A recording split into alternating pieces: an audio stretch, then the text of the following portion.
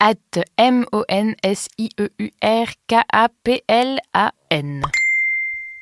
Le 16 avril 2018, il y a donc un an, jour pour jour, j'entrais aux urgences de la Pitié-Salpêtrière à Paris, la panse démolie par un petit crabe que je portais en moi sans le savoir. Je devais y rester 3 mois avant d'être transférée au centre hospitalier universitaire de Nancy-Brabois, plus proche de ma famille et qui s'occupe toujours de moi. Aujourd'hui, un an après, les choses commencent à aller mieux. J'ai récemment retrouvé l'essentiel de l'apparence et des fonctions d'un être humain à peu près normalement constitué, comme on dit. Je ne m'attarde pas sur les détails. Ce n'est que du bricolage et de la chimie, certes de haute volée, mais rien de bien original ou même d'intéressant. C'est quoi un an de maladie ? Des trucs auxquels on ne s'attendait pas.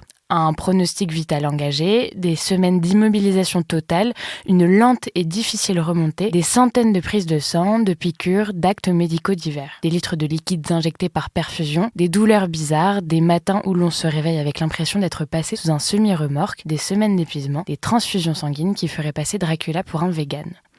Est-ce que c'est difficile ? Oui, parfois. Est-ce que c'est pénible ? On a connu des moments plus paisibles, c'est sûr. Est-ce que c'est une expérience négative ?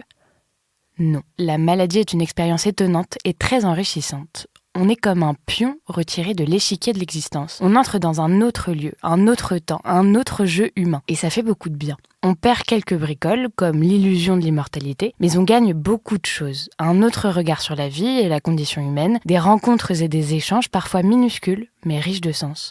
On porte un regard renouvelé sur soi, sur ce qu'on a été, sur ce qu'on a fait, sur ce qu'on est, sur ce qui importe. On s'amuse de l'absurdité de l'existence et on a envie de dévorer la vie. Bref, aujourd'hui, je suis retournée à l'hôpital pour quelques consultations. J'ai notamment vu pour la dernière fois une praticienne qui m'a énormément soutenue et aidée ces 6 derniers mois sur le plan psychologique. Elle part à la fin de la semaine dans un autre établissement. Elle me confie à l'une de ses consoeurs qui prend le relais. Je n'avais pas assez de mots pour lui dire l'étendue de ma gratitude. J'étais très émue en partant. Je suis allée réaliser un vœu que je caresse depuis longtemps, m'acheter de nouveaux vêtements. Une sorte de caparation pour ma nouvelle vie à venir. Après presque un an en pyjama, bas de survêtement ou pantalon de toile à la ligne assez vague, renouer avec le plaisir d'enfiler un jean bien coupé et d'endosser une veste à la juste architecture, ça fait un bien fou. Puis, je suis allée faire un tour dans un lieu cher à mon esprit et à mon cœur, mais où je ne m'étais pas rendue depuis peut-être 20 ans. La basilique de Saint-Nicolas de Port, près de Nancy. Depuis tout petit, le nom, l'image et l'histoire de cette église monumentale m'accompagnent. Mon père, qui admire passionnément les cathédrales et les vieilles pierres, m'a dit tant de choses sur elle, me l'a fait visiter, m'a parlé 1000 fois de son éclat quand la lumière du soleil perce ses larges verrières.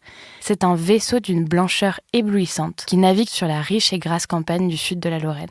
Son style gothique, flamboyant, est d'une délicatesse rassérénante. Elle abrite, comme son nom l'indique, un petit bout d'os de Nicolas de Myre, saint protecteur de la Lorraine, extrêmement populaire. Saint-Nicolas, un drôle de pistolet dont l'image est également très présente dans mon imaginaire. Je vois encore mon père me lire son histoire quand j'étais minot, dans un livre à la reliure rouge dégoté chez quelques brocanteurs. Mon père m'a transmis sa passion pour ce personnage et pour cette basilique. Alors, il était évident que je devais y passer aujourd'hui. Et puis, l'incendie de Notre-Dame de Paris, hier soir, m'a redit une chose essentielle. Il faut voir et revoir les choses que l'on aime avant qu'elles ne disparaissent. Ce que nous pleurons depuis un peu plus de 24 heures n'est pas que Notre-Dame de Paris, n'est pas qu'à Notre-Dame, va bien au-delà de Notre-Dame. Si le sang de Notre-Dame coule dans nos cœurs, c'est parce que nos cœurs sont pétris de ce mystère commun à toutes les églises, de la plus petite chapelle à la plus haute des cathédrales. Nous pleurons la pierre que nous croyions éternelle, car nous lui avons confié ce formidable mensonge qui soutient chaque vie, l'illusion de l'éternité.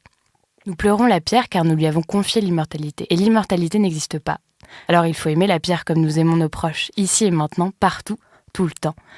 Il y a un an jour pour jour, j'entrais aux urgences de la Pitié-Salpêtrière à Paris, la panse démolie par un petit crabe que je portais en moi sans le savoir.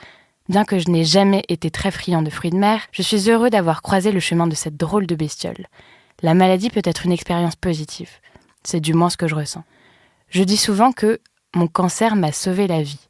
La praticienne dont je parlais tout à l'heure l'a récemment inscrit dans un compte-rendu dont elle m'a donné une copie. Cela m'a ému de le lire, car si je le dis toujours sur le ton de la plaisanterie, je crois que c'est vrai.